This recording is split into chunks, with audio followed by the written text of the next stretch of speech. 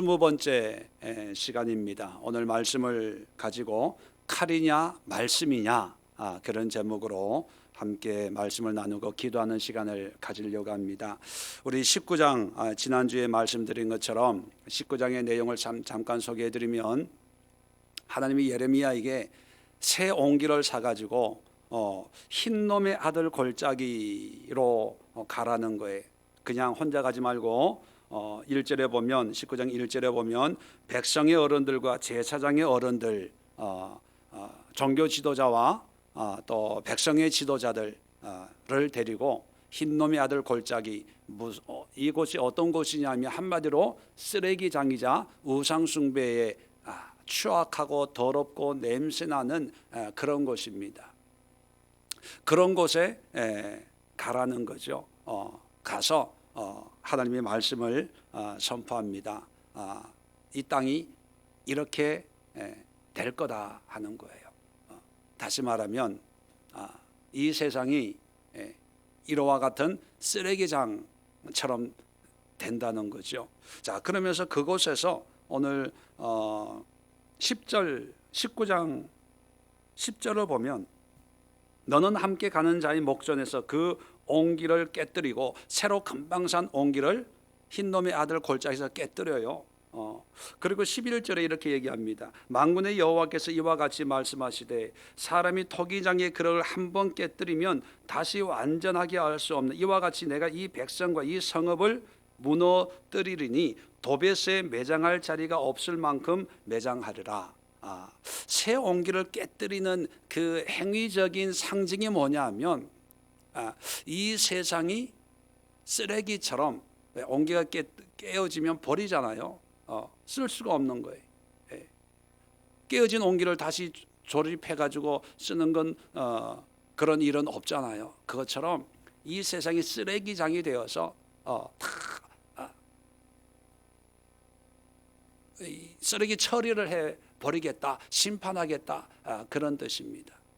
자, 이 말씀을 하고 나서 14장에 오면 19장 14장에 오면 도벳에서 돌아와 여호와의 집 뜰에 서서 모든 백성에게 말하되 이제는 모든 백성에게 말하는데 어디로 와요? 성전에 오는 거예요. 왜냐하면 도벳이라고 하는 것은 유대인들이 아주 더럽고 우상숭배하고 냄새나고 쓰레기 버리는 그런 더러운 곳이다라고 생각하거든요. 반면에 성전은 뭐예요? 깨끗하고 거룩하고 하나님의 집이다라고 그렇게 생각을 하는 거예요. 자, 그래서 흰놈의 아들 골짜기는 하나님이 심판하실 거고 이 성전에 있는 믿음 생활 잘하는 우리는 하나님이 구원하실 거라고 철석같이 믿고 있는 거예요. 그런데 그곳에서 똑같은 하나님의 심판의 말씀을 합니다. 한마디로 얘기하면 이것도 별 수 없는 쓰레기장이야 그런 얘기를 하는 거예요. 너희들이 아무리 거룩하고 잘난 척하고 있는 척하고 폼재고 멋있게 옷 입고 예배를 인도하고 제사를 인도하지만 이것도 별 수 없는 쓰레기야 쓰레기 이런 얘기를 하는 거예요. 자, 이러니까 성전에 있는 유대인들이 들으면 기분이 좋아요 안 좋아요? 당연히 안 좋죠. 여러분들에게 예배 지금 다 열심히 드리고 있는데 지금 금요일 지금 친구하고 약속도 취소하고 TV 정말 재밌는 거 8시 뉴스 있거든 드라마 있거든요. 그것도 안 보고 피곤해 죽겠는데 그래도 믿음으로 살아야지 그러고 금요 예배 나왔는데 어떤 사람이 여러분 다 쓰레기입니다. 이 교회도 쓰레기입니다. 거짓입니다. 가짜입니다. 이러면 기분 좋아요? 안 좋죠. 이 사람 정신 나갔나? 아마 그럴 거 아닙니까? 똑같은 상황이. 자, 그럼 이런 상황에서 이제 20장에 오면 임멜의 아들 제사장 바술이라는 사람이 나오는데 제사장이에요. 그리고 여호와의 성전 총감독이에요. 아마 그 성전의 모든 재정이나 뭐 이런 거를 질서를 유지하는 어떤 대제사장은 아니지만 가장 그 살림살이를 맡고 있는 그런 사람인 것 같습니다. 이 사람이 예레미야 얘기를 들어보니까 기가 막히거든요. 그러니까 그가 예레미야의 이 일에 예언함을 들었어요. 이 예언 내용은 지금까지 제가 얘기한 이런 기분 나쁜 그런 망한다는 거예요. 그러니까 2절에 이에 바스훌이 선지자 예레미야를 때리고 여호와의 성전에 있는 베냐민 문 위층에 목에 씌우는 나무 고랑으로 채워 두었더니, 그러니까 이 착고에 이게 죄인을 가두듯이 그냥 가둬버리는 거예요. 예. 얼마나 기분 나빴으면 그러겠어요. 그러다가 이제 3절에 보면 다음날 바스훌이 예레미야를 목에 씌우는 나무 고랑에서 풀어주매 예레미야가 그에게 이르되 여호와께서 내 이름을 바스훌이라 하지 아니하고 마골 및 사빕이라 하시느니라. 그 다음날 미안했던지 또 풀어줘요. 자, 이런 거 보면 이 바스훌은 사람을 가둘 수 있는 권세도 있고 또 풀어줄 수 있는 그런 권세도 있는 사람이라는 걸 알 수가 있죠. 그러니까 인정받는 사람이에요. 이런 사람이 이제 예레미야를 풀어주니까 예레미야가 이름을 바꿔버려요. 지금 바스훌이지만 마골 및 사빕이라 하시느니라. 자, 마골 및 사빕이란 말은요, 마고르라는 단어가 두려워하다는 뜻이 마고르 그리고 민이라는 말이 있는데 민은 전치사예요. 몸으로부터. 사비브라는 말은 주변, 주위, 영어로 around. 그러니까 주변으로부터 두려워한다 그런 뜻이에요. 마고르 및 사빗. 그러니까 그 의미를 이제 4절부터 5절까지 설명을 해줘요. 뭐 시간이 없어서 다 읽어드리진 않겠습니다. 한마디로 얘기하면 사방으로부터 고난을 당할 거야. 사방으로부터 죽음을 당할 거야. 사방으로부터 재앙이 임할 거야. 그런 뜻이에요. 그래서 마고르 및 사빕이라는 의미는 뭐냐면 사방으로부터 두려움이 엄습해 온다 그런 뜻이에요. 원래 바스훌이라고 하는 그 말의 의미는 자유예요. 자유. 하나님이 아마 나에게 모든 걸 할 수 있는 그런 자유를 주었다, 아마 이런 의미를 가지고 있는 것처럼 구속할 권세도 있고 마음만 먹으면 풀어줄 권세도 있는 그런 높은 지위에 올라가 있어서 마음만 먹으면 뭐든지 할 수 있는 그런 존재가 되었습니다. 그런데 하나님이 이름을 바꿔서 마고르 민 사비브, 주변으로부터 사방으로부터 모든 두려움이 너를 엄습할 거야. 이게 재앙이죠, 재앙. 자, 이렇게 하나님이 심판하시는 거예요. 결론은 바벨론도 끌려가서 너는 죽을 거야, 그거예요. 자, 이 얘기를 하고 오늘 본문의 7절에 오면 이제 예레미야가 주어진 상황 속에서 탄식을 해요. 7절에 우리가 읽었지만 다시 제가 한 번 더 읽겠습니다. 여호와여 주께서 나를 권유하심으로 내가 그 권유를 받았사오며. 자, 하나님 자꾸 말씀을 전하라는 거예요. 근데 이 말씀을 전하는 그 내용이 유대인들이 들으면 좋아할 내용이에요, 싫어할 내용이에요? 싫어할 내용이에요. 그러니까 하나님 나 안 할래요, 안 할래요. 사람들이 듣지 않는데 왜 자꾸 나보고 하라 그래요? 그런데 하나님은 자꾸 권유하는 거예요. 아니야, 네가 해야 돼. 네가 듣든 아니 듣든 네가 해야 돼. 자꾸 권유를 하니까 어쩔 수 없이 권유를 받아가지고 할 수밖에 없게 됐다는 거예요. 그래서 주께서 나보다 강하사 이기셨으므로, 그러니까 하나님의 고집이 더 센 거예요. 그러니까 어쩔 수 없이 하나님의 말씀을 전하는데 그 결과가 뭐냐면 내가 조롱거리가 되니 사람마다 종일토록 나를 조롱하나이다. 내가 말할 때에 외치며 파멸과 멸망을 선포함으로 여호와의 말씀으로 말미암아 내가 종일토록 치욕과 모욕거리가 됨이니이다. 좋은 얘기, 복 받아라, 은혜 받아라, 능력 받아라 이러면 얼마나 좋아요. 예레미야 예 목사님, 예자가 성은 아니지만 하여튼 예 목사님 우리 집에 신방 좀 와주세요. 나 좀 축복해 주세요. 기도 좀 해주세요. 뭐 그러면 대접받고 좋잖아요. 그런데 만나는 사람들마다 회개해라, 회개하지 않으면 하나님이 심판할 거야. 그 교만을 내려놓고 무릎을 꿇어라, 이 세상이 쓰레기장이에요. 이 성전이 거룩한 성전이라고 사탕 발림하는 제사장 말 듣지 말고 썩었어. 하나님이 이 성전을 버리실 거야. 불태워 버릴 거야. 이러니까 사람들이 이런 미친놈이 세상에 어딨어 이러는 거예요. 그러니까 하나님의 말씀 전하는 게 재밌어요? 재미가 없어요? 죽을 맛이 나는 거예요. 죽을 맛이. 조롱, 아까도 바수훌이 막 때리고 찾고, 춘향전에 나오는 그거 뭐죠? 그거 뭐 이렇게 목에 차는 거 있잖아요. 그런 거 하고 고랑 차고. 그러니까 이게 뭐 사는 게 아니죠. 9절 보세요. 내가 다시는 여호와를 선포하지 아니하며 그의 이름으로 말하지 아니하리라. 여러분, 이 의미를 이제 좀 이해가 돼서요? 안 해. 싫어. 안 해. 그렇게 마음을 굳게 먹으면 어떻게 되냐? 나의 마음이 불 붙는 것 같아서 골수에 사무치니 답답하게 견딜 수가 없나이다. 견딜 수가 없는 거예요. 저도 좀 이래봤으면 좋겠어요. 하나님의 말씀을 전해야 되는데 안전하면 막 답답해서 견딜 수가 없는 그런. 근데 저는 아직 믿음이 덜 돼가지고요, 앞에 있는 사람이 싫어하면 얘기 안 해. 왜? 뭐 얘기해도 안 들을 건데 뭐 괜히 얘기했다가 또 시험 받아가지고 교회 떠난다 그러면 저는 막 사무치고 막 그러지가 않아요. 그래서 이렇게 편하게 또 목회하는지 모르겠지만, 이 예레미야는요, 다시는 듣기 싫은 소리 안 해야지. 뻔히 아는데 왜 이 소리를 또 해? 막 그러는데 그 사람 앞에 서면 이 막 답답해가지고 미칠 지경인 거예요. 10절 보세요. 나는 무리의 비방과 사방이 두려워함을 들었나이다.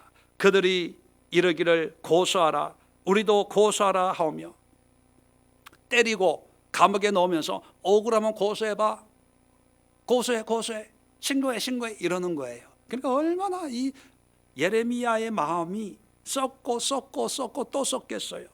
자, 그러면서 내 친한 벗도 다 내가 실족하기를 기다리며, 그가 혹시 유혹을 받게 되면 우리가 그를 이기어 우리 원수를 갚자 하나이다. 친구들도 내가 넘어지기를 기다려요. 그리고 친구들도 나한테 원수로 여긴다는 거지, 원수로. 자, 그러면서 11절에 그러하오나, 그렇지만 여호와는 두려운 용사 같으시며 나와 함께 하심으로 나를 받게 하는 자들이 넘어지고 이기지 못할 것이오며, 그들은 지혜롭게 행하지 못하면 큰 지옥을 당하오리니 그 지옥은 길이 잊지 못할 것입니다. 그렇게 얘기합니다. 자, 여기서 우리가 10절에 보면요, 10절에 보면 나는 무리의 비방과 사방이 두려워함을 들었나이다, 이 말씀 있잖아요. 이 말씀을 원어를 보면, 히브리 말 보면 나는 무리의 비방과 사방이 두려워함, 여기에 히브리 말로 뭘까요?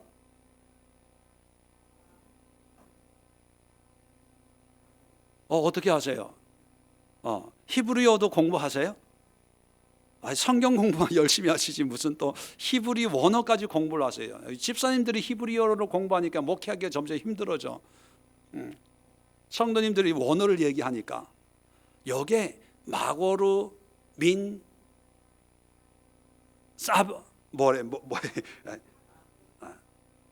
사비부 사방, 똑같아요. 자, 보세요. 제가 이제 왜 이렇게 서론을 장황하게 하냐면 비교를 시키려고 해요. 자, 바수훌은 제사장에 권세가 있어요. 그 이름처럼 하고 싶은 걸 다 하면서 누릴 수 있는 거 다 누려요. 당시 성전의 총감독이라면 아마 요즘 말로 하면 연봉도 엄청 셌을 거예요. 그죠? 그런 사람에게 하나님이 마골 민 사비브, 마골 및 사빕이라는 이름을 줘요. 무슨 얘기입니까? 사방에서 두려움이 찾아올 거다. 자, 반대로 예레미야는 능력도 없어요. 그 당시에 어떤 환경적으로 명예도 없어요. 권세도 없어요. 누가 뭐 때리고 싶으면 때리고 가두고 싶으면 끌려가서 감옥에 갇혀야 되는, 정말 세상에서는 아무것도 내세울 게 없어요. 그렇다고 사람들에게 존경은 받습니까? 그래도 예수님은 복음을 전할 때 많은 사람들이 따르고 왕까지 세우려고 하는 추종자가 있고 제자도 있었어요. 비록 12명이었지만. 그런데 이 예레미야는 몇 명이 따라다니는지 모르지만 성경에 그런 사람들이 없어요. 한 사람도 따라다니고 존경한다는 사람이 없어요. 그리고 지금 상황은 뭐예요? 매 맞고 감옥에 갔다가 이제 석방이 돼가지고 자기 처지를 되돌아보니까 이게 기가 막힌 거죠. 혹시 여러분 가운데 이 예레미야 같은 그런 처지에 지금 한탄하고 있는 분 계시나요? 아마 예레미야 어려워도 예레미야보다는 그나마 좀 나을 거예요. 자, 이럴 때 예레미야가 자기 스스로 뭐라 그러냐면, 나도 마고로 민 사비브입니다 하나님, 그렇게 얘기하는 거예요. 사방에 두려움이 있어요. 자, 그럴 때 똑같은 마고로 민 사비브예요.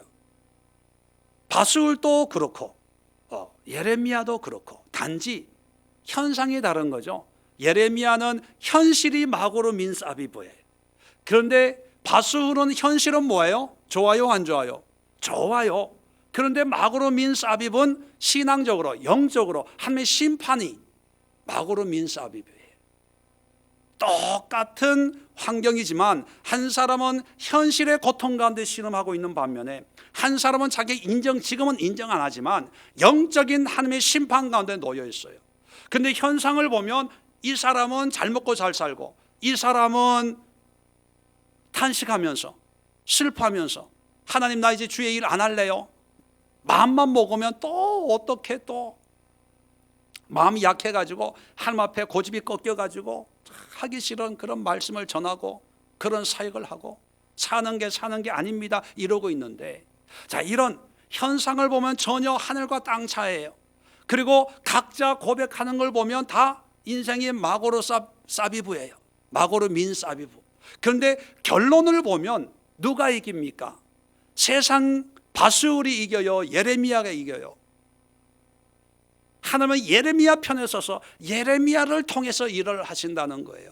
오늘 설교 제목이 뭡니까? 칼이냐 말씀이냐. 칼이라고 하는 것은 세상적인 권세 권위를 상징합니다. 반대로 말씀이라고 하는 것은 믿음, 순종, 은혜를 상징합니다. 그렇다면 여러분, 칼이 이길까요? 말씀이 이길까요? 아주 평소대로 대답하세요. 그냥 칼이 이겨요? 말씀이 이겨요? 잘 이해가 안 되세요? 좀 현실적으로 말씀드릴까요? 돈이 이겨요? 기도가 이겨요? 왜 이렇게 말꼬리가 슬쩍 이렇게 들어가요? 정답이면은 담대하게 얘기해야지. 여러분, 돈 1억이 이겨요? 기도가 이겨요? 세상은 돈이에요, 돈. 바술이 큰 소리 치는 거예요.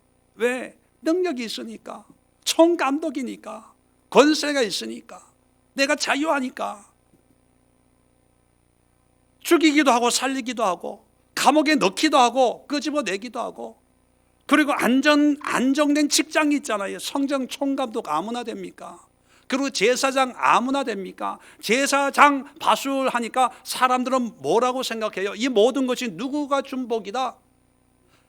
하나님이 준 복이다. 하나님이 준 복. 왜 제사장 아무나 되는 게 아니잖아요. 그러니까 완벽한 사람, 나이가 몇인지 모르지만 이런 총각이 있다면 다 사위 삼으려고 하는 거예요. 전현이 도연이 다 시집 보내고 싶은 1등 신랑감이 뭐 빠지는 게 없는 거예요. 그런데 하나님이 볼 때는 마고로 민 사비브예요. 이건 사방에서 심판이 와가지고 흔적도 없이 심판받기 딱 알맞는 사람이에요. 반대로 믿음으로 살아가는 예레미야.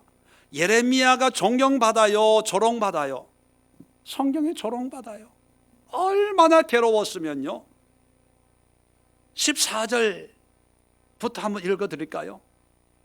내 생일이 저주를 받았다면, 나의 어머니가 나를 낳던 날이 복이 없었다면, 이게 뭐냐면 안 태어났으면 좋겠다는 거. 안 태어났으면, 나를 낳던 날에 내가 유산됐으면 더 좋았을 뻔했다, 그거예요. 나의 아버지에게 소식을 전하여 이르기를 당신이 등남하였다 하여 아버지를 즐겁게 하던 자가 저주를 받았다면, 아니 자기를 놓은 부모만 저주받는 게 아니라 아들 낳았다는 소식 전해준 옆집 아저씨도 얼마나 자기의 삶을 낮게 보고 보잘것없이 보고 얼마나 이게 낮은 자존감에 빠져 있는지를 알 수 있습니다. 16절, 그 사람이라고 하는 것은 아버지를 얘기하는 거예요.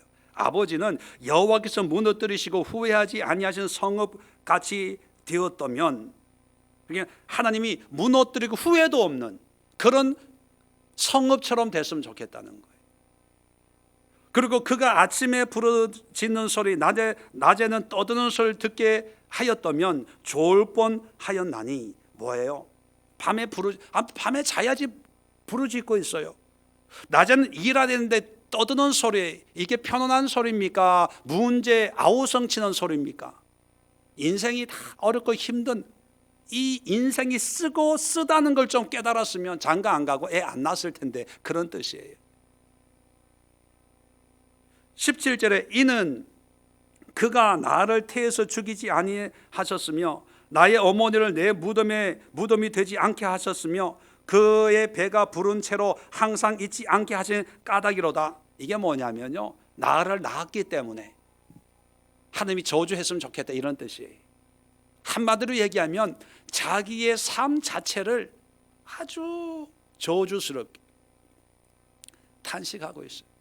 이 정도니까 얘기해서는 뭐 하겠어요. 여러분, 우리가 신앙생활 할 때 뭔가 이렇게 우리는 항상 믿음 안에 있기 때문에 막 적극적이어야 되고 긍정적이어야 되고 진취적이어야 되고 믿음으로 시험이 들면 안 되고 우울해지고 이러면 사탄아 물러가라, 막 이래야 되고 막 그래야 된다고 생각을 합니다. 물론 그래야 되겠지만 항상 그럴 수 있나요? 여러분, 때로는 우리가 어떤 문제 속에 있으면 낙심이 되고 절망이 되고 후회도 되고 그래요. 왜? 우리가 감정을 가지고 있는 그런 존재이기 때문에. 내가 이런 생각을 하고 있는 거 보면 내가 죄 짓는 게 아닌가, 죄책감까지도 느낄 때가 있습니다. 그런 상태가 오래되면 죄를 짓게 되죠. 근데 여러분, 그런 이 예레미야 같은 이런 절망 좌절을 느낄 수 있는 게 우리예요. 어떤 경우에는 하나님이 정말 살아계실까 의심이 들 때가 있어요. 의심 든다고 내 구원이 왔다 갔다 하는 게 아니에요. 의심할 수 있기 때문에 그것이 인간이에요. 사람이에요. 내가 정말 구원 받았나? 헷갈릴 수 있어요. 의심이 들 수 있어요. 의심을 가질 수 있기 때문에 그게 인간이거든요. 그런데 중요한 것은 뭐냐면 결국은 예레미야는 결국은 하나님의 말씀에 사로잡힌 삶을 살았다는 거예요. 오늘 우리가 기도할 제목은 뭐냐면 말씀이 칼을 이긴다는 거예요. 좀 더 현실적으로 말씀하면 믿음이 돈을 이긴다는 거예요. 이렇게 얘기하면 이렇게 생각하는 분들이 있어요. 만약에 그렇다면 믿음으로 살았다면 그러면 세상적으로 사는 사람보다 항상 성공해야 되고 잘 돼야 되고 결과가 좋아야 되지 않습니까? 그런데 내가 아는 아무개 장로님은, 내가 아는 아무개 권사님은 쫄딱 망했는데요. 돌아가실 때 암으로 돌아가셨는데요. 외롭게 혼자 돌아가셨는데요. 그럼 왜 그래요? 이렇게 질문하는 분이 있어요. 오늘 분명한 해답을 드릴게요. 다시 말씀드리지만 믿음이 항상의 100% 항상 세상을 이겨요. 믿음이 항상 칼을 이겨요. 말씀이 항상 돈을 이겨요. 그런데 어떻게 이기는지 우리가 분별을 할 수 있냐? 자, 이기게 하는 것은 내가 이기는 거예요? 하나님이 이기게 하시는 거예요? 하나님이 이기게 하는 거예요. 세상은요, 사람이 이기게 하기 때문에 이기는 현상을 금방 보여줘요. 바수울처럼 마음만 먹으면 감옥에 집어넣을 수 있고, 마음만 먹이면 석방시킬 수 있어요. 마음만 먹으면 때릴 수도 있어요. 왜? 사람이 그 결과를 만들어 가니까. 그런데 하나님이, 우리 믿는 사람들은 우리 믿음의 결과를 하나님이 만들어요. 자, 하나님이 만든다는 것은 언젠가도 말씀을 드렸는데 하나님의 시간 속에서 역사하시는 분이에요. 그러면 하나님의 시간은 우리 인간의 시간과 같을까요? 다를까요? 달라요. 우리는 우리가 믿음으로 순종한 그 결과를 확인하기 위해서 짧게는 하루를 기다리고, 좀 더 인내가 있는 분은 한 달을 기다리고, 그보다 좀 더 믿음이 있는 분은 1년을 기다리고, 그보다 좀 더 인내심이 좀 긴 분들은 5년, 10년을 기다려요. 그래서 기다렸다가 결론을 내립니다. 기도해도 응답이 안 되네. 그래서 하나님은 응답을 안 한다고 얘기를 합니다. 그런데 하나님이 만드는 믿음의 결과는 하나님의 방법으로, 하나님의 시간으로 만드는 거기 때문에 하나님의 시간 속에서 우리가 바라봐야 돼요. 내가 기도했어요. 헌신했어요. 그런데 고난이 있어요. 그런데 성경은 반드시 헌신한 하나님의 백성들에게는 형통의 은혜를 준다고 기록하고 있습니다. 자자손손 하나님의 복을 주겠다고 약속, 언약을 맺었거든요. 그런데 내가 믿음 생활하는데 여전히 사방에 고난이 와요. 마고로 미사비부의 인생이에요. 그러면 우리는 의심을 해요. 하나님, 내가 이렇게 헌신했는데 언제 하나님의 약속이 이루어집니까? 내 생에는 그게 안 와요. 그래서 죽을 때 헛살았다 이렇게 생각할 수도 있어요. 왜냐하면 내 생각으로, 내 방식으로, 인간의 관점에서 결과를 보고 싶어하는 생각 때문에. 그런데 하나님은 인간의 시간이 아니라는 사실입니다. 나는 그 열매를 못 봐도, 내가 죽고 없어져도 나를 통해서 다른 사람이, 그게 자손이 될지 아니면 복음을 전하는 사람이 될지, 하여튼 그건 모르지만 반드시 나와 약속하신 그 약속은 반드시 이루어진다는 거예요. 여러분, 이사야 선지자를 보면, 이사야서를 보면 이사야 선지자가 예루살렘, 유다가 멸망한다고 말씀을 했어요. 근데 그 멸망이 언제 일어난지 아세요? 적어도 150년 뒤에 일어난 거예요. 예레미야가 예루살렘에 대한 하나님의 심판을 선포하는 말씀을 받았어요. 근데 죽을 때까지 예루살렘은 아무 이상이 없었어요. 오히려 더 번성했어요. 더 잘 됐다고요. 더 건축을 더 열심히 하고요. 더 많은 재물로 영광을 돌렸어요. 우리식으로 보면 이거 거짓 예언이에요. 아니, 분명히 망해야 되는데 망할 기미가 없거든요. 벼락이 치면 성전에 쳐야 되는데 보니까 딴 데 치고 있어. 더 잘 먹고 잘 살아요. 제사장들은. 망해야 되는데. 그러면 하나님의 말씀이 헛건가요? 이사야의 예언이 헛건가요? 하나님의 경륜을 모르는 사람들은 헛거다라고 결론을 내릴 수 있어요. 아마 믿음이 없는 이사야였다면 내가 실수했나 봐, 잘못했나 봐, 하나님의 뜻을 잘못 해석해서 가르쳤나 봐, 그렇게 결론을 내리고 내 사역은 헛거야 이렇게 결론을 내고 죽었을 거예요. 근데 이사야가 그랬다는 기록은 없어요. 끝까지 하나님의 심판. 근데 그 심판이 언제 이루어지냐? 적어도 150년 뒤에 이루어지는 거예요. 아브라함에게 큰 민족을 이루겠다. 적어도 몇 년 뒤에 이루어져요? 500년 뒤에, 500년 뒤에. 아브라함 하면 2000년 생각하라 그래요. 성경 공부 하신 분 계시나? 아브라함 하면 2000년 생각하라 그랬어요. 모세 하면 몇 년 생각하라고요? 1500년. 그러니까 아브라함하고 모세하고 500년. 아브라함에게 주신 그 약속, 모든 민족이 너로 큰 민족을 이루고, 큰 민족을 이룰 때 아브라함이 그거 보고 죽었을까요? 못 보고 죽었을까요? 못 보고 죽었어요. 못 보고. 이삭 하나 놓고 죽었다니까요. 그러면 우리 인간적인 관점에서 보면 하나님 약속이 틀리네. 가짜네. 사기꾼이네. 하나님도 내 인생 갈대 우르에서 괜히 떠나가지고 이 고생한다. 내 자식, 내 아들들아 고향으로 돌아가라 이러고 죽었을 거예요. 그런데 그렇지 않았어요. 왜? 하나님의 경륜을 믿기 때문에. 여러분들 가운데도 열심히 기도했어요. 그런데 응답이 안 돼. 기도해도 응답 안 되네. 이건 믿음 없는 거예요. 불신앙이에요. 불신앙.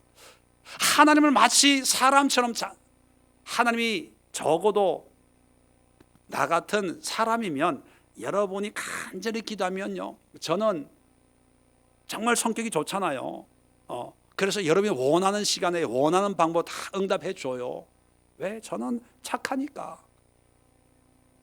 그리고 여러분의 그 형편을 아니까. 그런데 하나님은 우리의 생각과 스케일이 달라요. 스케일이. 이런 스케일 다른 하나님을, 이런 하나님을 믿어야 되는데, 이런 하나님 앞에 기도하고, 이런 하나님을 찬양하고, 이런 하나님을 예비하고, 이런 하나님을 나의 하나님, 나의 주, 나의 인도자라고 믿어야 되는데, 말로는 우주보다 더 크신 하나님, 천지를 창조하시고 영원하신 하나님, 어제와 오늘과 내일이 똑같으신 하나님, 이렇게 말은 해놓고 내 기도에 응답하시는 분은 하나님, 내 시간에 응답해 주세요. 내 형편 해결해 주세요. 기도하고 안 되면 삐지고, 되면 길길이 뛰고, 뛰다가도 또 응답이 안 되면 삐지고, 한 번, 두 번 하다가 그 다음부터는 밀당하다가 시험 받고 미혹되고, 다 그런 거예요. 기도해봐도 별 수 없네. 믿음으로 헌신해도 결국은 남는 건 빚밖에 없고, 허리 통증, 신경통밖에 없고, 뭐밖에 없고, 열심히 해도 그냥 사는 게 다 이래. 내가 왜 사는지 모르겠어. 제 주변에도 이런 분이 있어요. 열심히 신앙생활하고 자기가 원하는 대로 남편도 안 되지요, 자식도 안 되지요, 자기 자신도 안 되지요. 그래서 나만 만나면 지금까지 사역을, 신앙생활을, 기도생활을 내가 뭘 했는지 몰라. 그런 분이 있어요. 참 답답해요. 그래서 그분 불러다 놓고 처음부터 다 가르치고 싶어요. 가르치고 싶어. 근데 그렇게 안 돼. 안 들어. 왜냐하면 제 누님이니까. 이 누나들은 동생만은 절대로 안 들어요. 한마디 하면 10마디 하니까. 안 돼. 그게 믿음인데. 여러분, 어떤 나무들은 나무를 심어도 그 열매를 내 생전에 따먹지 못하는 나무가 있어요. 그래도 심어요, 안 심어요? 심어요. 누구 때문에? 다음 세대를 위해서 심는 거예요. 우리의 믿음도 심는 거예요. 그 열매가 하나님의 은혜 가운데 내가 볼 수 있고 맛볼 수 있으면 감사한 거죠. 그런데 내가 보고 맛볼 수 없는 것이어도 하나님의 역사는 언약의 역사, 언약에는 약속이거든요. 약속이기 때문에 언젠가는 이루어진다라고 하는 것을 믿고 믿음의 수고를 행하는 거예요. 예레미야처럼 환경을 보면 포기하고 싶죠. 떠나고 싶죠. 다 때리치고 싶죠. 뭐 되는 게 하나도 없는 거예요. 그런데 하나님의 말씀을 전하지 않으면 내 마음이 불붙는 것 같아서 골수에 사무치니 답답하여 견딜 수가 없는 거예요. 왜요? 지금 나에게 응답이 안 되더라도 언젠가는 하나님이 응답하시니까. 지금 나는 내가 막을 쌉입은 줄 알아요.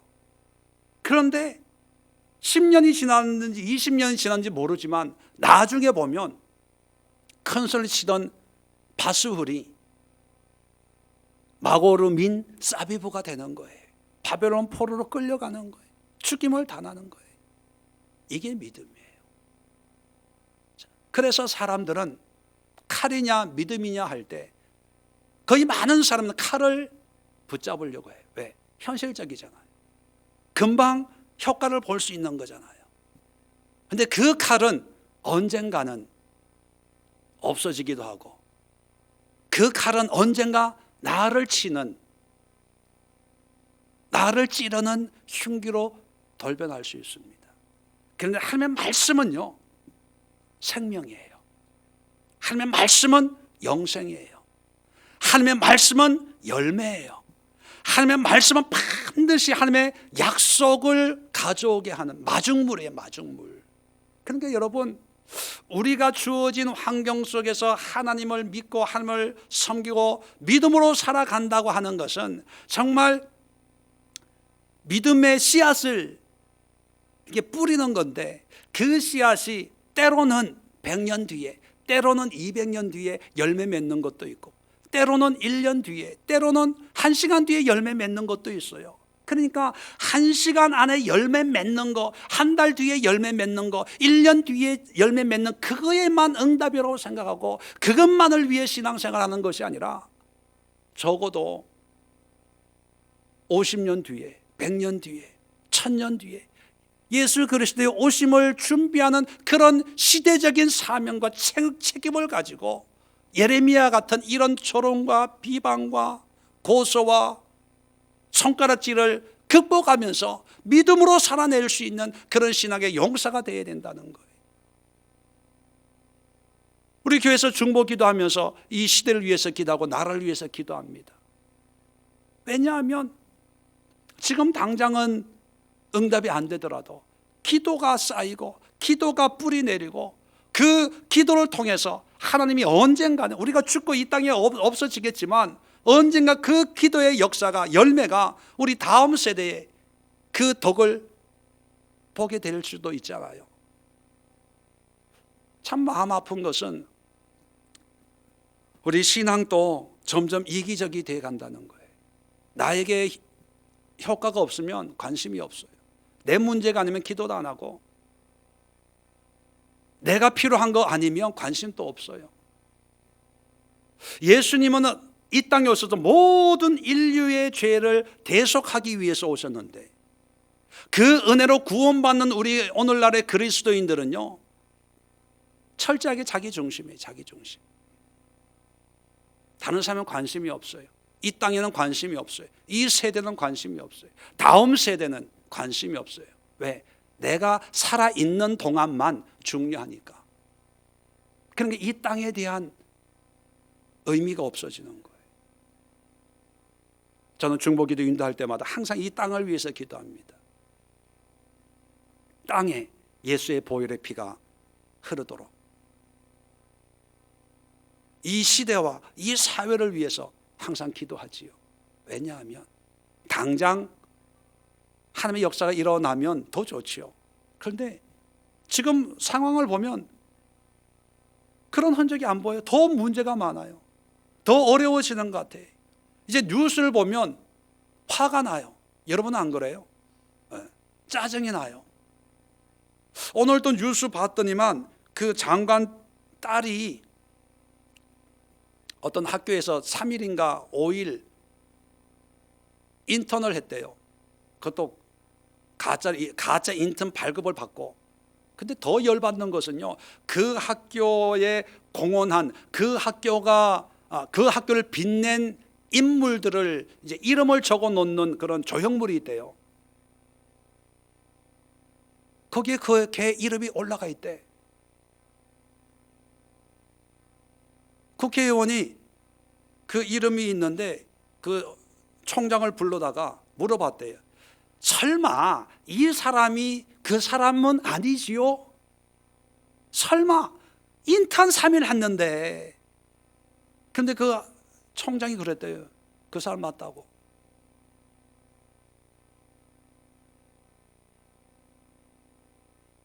이거 보면 열 안 받아요? 정치 얘기를 하는 게 아니라 이 시대를 얘기하는 거예요. 이럴 때 우리가 기도해야 되는 거예요. 믿음의 씨를 뿌려야 되는 거예요. 지금 이걸 바꾸려고 하지 마세요.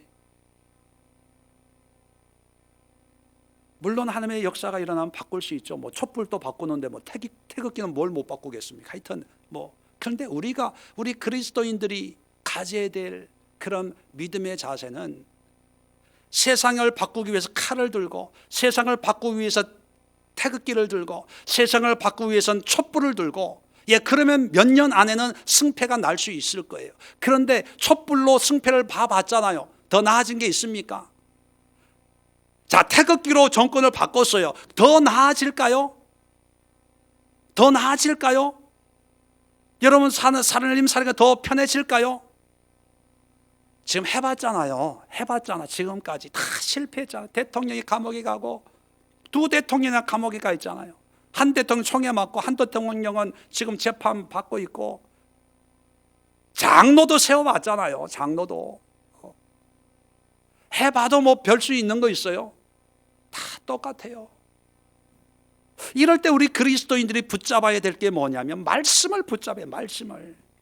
지금 말씀이 조롱을 받아요. 개독교라고 소리를 들어요. 목사라고 소리를 들어요. 그래도 남들이 뭐라 그래도 세습을 한다고 손가락질을 하고, 그런 뉴스들이 9시 뉴스에 나오고 8시에 뉴스들이 나오고, 목사들이 음란하고 목사들이 뭐 도박하고 목사들이 뭐 하고 이런 소리가 나도요, 그래도 우리는 말씀을 붙잡아야 돼요. 말씀을. 하면 말씀 붙들고 그 말씀으로 기도해야 되는 거예요.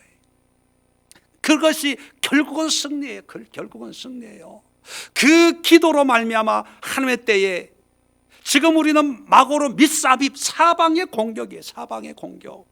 기독교가 동네 북이 됐잖아요. 불교를 이렇게 욕하는 거 보셨어요? 천주교를 이렇게 욕하는 거 보셨어요? 없어요.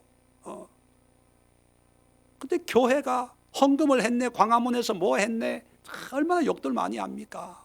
이럴 때 우리가 붙잡아야 될 게 말씀. 결국은 말씀이 이긴다. 결국은 우리의 믿음이 이긴다. 결국은 기도가 이긴다. 결국은 예수님이 이기신다.